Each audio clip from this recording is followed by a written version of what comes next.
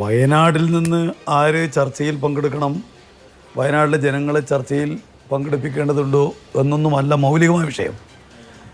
ഇവിടെ വനം വന്യജീവി സംഘർഷം നമ്മുടെ രാജ്യത്തിൻ്റെ ചരിത്രത്തിൽ ഒരു കാലത്തുമില്ലാത്ത രൂപത്തിൽ രാജ്യത്താകെ ശക്തിപ്പെടുകയാണ്. ഇത് പരിഹരിക്കാൻ കേന്ദ്ര ഗവൺമെൻറ്റിൻ്റെ മുൻകൈ ഉണ്ടാവണം എന്നുള്ളത് നേരത്തെ നമ്മുടെ നിയമസഭ തന്നെ ഐകണ്ഠ്യേന ബഹുമാനപ്പെട്ട വനവകുപ്പ് മന്ത്രി ഈ കഴിഞ്ഞ ഫെബ്രുവരി 13 അവതരിപ്പിച്ച് പാസ്സാക്കിയിട്ടുള്ള പ്രമേയത്തിനകത്തുണ്ട്.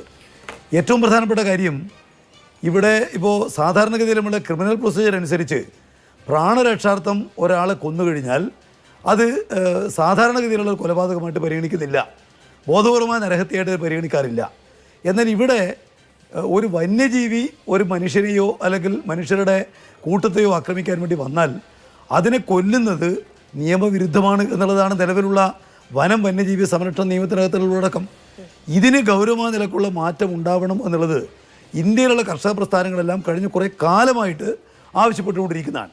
ഇവിടെ സംരക്ഷിത മൃഗങ്ങൾ എന്ന് പറയുന്ന അന്യം നിന്നുകൊണ്ടിരിക്കുന്നു എന്ന് പറയുന്ന മൃഗങ്ങളെ ഒരു കാരണവശാലും എന്തെല്ലാം അപകടമുണ്ടായാലും അവയെ വെടിവെക്കാനോ കൊല്ലാനോ പാടില്ല എന്നുള്ളതിലൊക്കെ നിയമം നിലനിൽക്കുകയാണ്.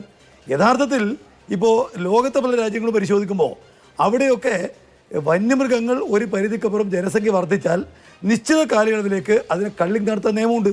ഇന്ത്യ രാജ്യത്ത് അത്തരമൊരു നിയമമില്ല. അതുപോലെ തന്നെ ശാശ്വതമായ പരിഹാരം എന്ന് പറയുന്നത് വനമേഖലയിലെ ആവാസ വ്യവസ്ഥയെ സംരക്ഷിക്കുക എന്നുള്ളതാണ്. ഇപ്പോൾ ലോകത്തെ പല രാജ്യങ്ങളിലും ഈ പറയുന്ന പോലെ ഗവൺമെൻറ് തന്നെ മുൻകൈ എടുത്ത് വന്യജീവികൾക്ക് ആവശ്യമായ നിലക്കുള്ള ഭക്ഷ്യപദാർത്ഥങ്ങൾ അവിടെ കാടുകളിലേക്ക് എത്തിച്ചു കൊടുക്കുന്ന സംവിധാനമുണ്ട്. ഇവിടെ അത്ര യാതൊരു സംവിധാനവും ഇല്ല. അപ്പോൾ വനമേഖലയിലെ ആവാസ വ്യവസ്ഥ തങ്ങൾക്ക് ജീവിക്കാൻ വേണ്ടി പറ്റാത്തൊരു നിലയിലേക്ക് വരുമ്പോഴാണ് യഥാർത്ഥത്തിൽ വന്യജീവികൾ വനങ്ങളിൽ നിന്നിട്ട് നമ്മുടെ മനുഷ്യവാസ കേന്ദ്രങ്ങളിലേക്ക് വരുന്നത്. ഈ രണ്ട് മേഖലക്കകത്തും വനം സംരക്ഷണ നിയമത്തിനകത്ത് മാറ്റം ഉണ്ടാവേണ്ടതുണ്ട്, വന്യജീവി സംരക്ഷണ നിയമത്തിനകത്ത് മാറ്റം ഉണ്ടാവേണ്ടതുണ്ട്. എങ്കിൽ മാത്രമേ ഇത് പൂർണ്ണമായതിലേക്ക് പരിഹരിക്കാൻ വേണ്ടി കഴിയൂ.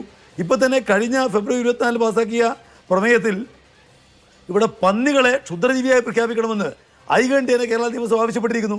അതിനോട് പോലും എന്താ കേന്ദ്രത്തിൻ്റെ പ്രതികരണം?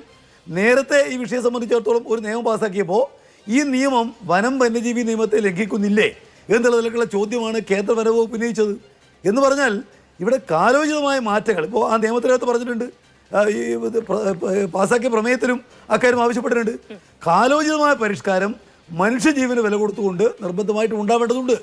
അത് കേരള ഗവൺമെൻറ്റിൻ്റെ ആവശ്യമാണ്, കർഷക പ്രസ്ഥാനങ്ങളുടെ ആവശ്യമാണ്. പ്രതികരിക്കേണ്ടത് കേന്ദ്ര ഗവൺമെൻറ്റാണ്. അടിയന്തരമായിട്ട് ഈ വിഷയത്തിൽ തീരുമാനം ഉണ്ടാവണം. കാരണം ഇത് കേരളത്തിന് മാത്രം വിഷയമല്ല, രാജ്യത്തിൻ്റെ നാനാ മേഖലക്കകത്ത് കഴിഞ്ഞ 4-5 വർഷമായിട്ട് വലിയ രൂപത്തിൽ വന്യമൃഗാക്രമണം ശക്തിപ്പെടുകയാണ്. അതുവഴി കൊല്ലപ്പെടുന്ന ആളുകളുടെ എണ്ണം വലിയ രൂപത്തിൽ വർദ്ധിക്കുകയാണ്.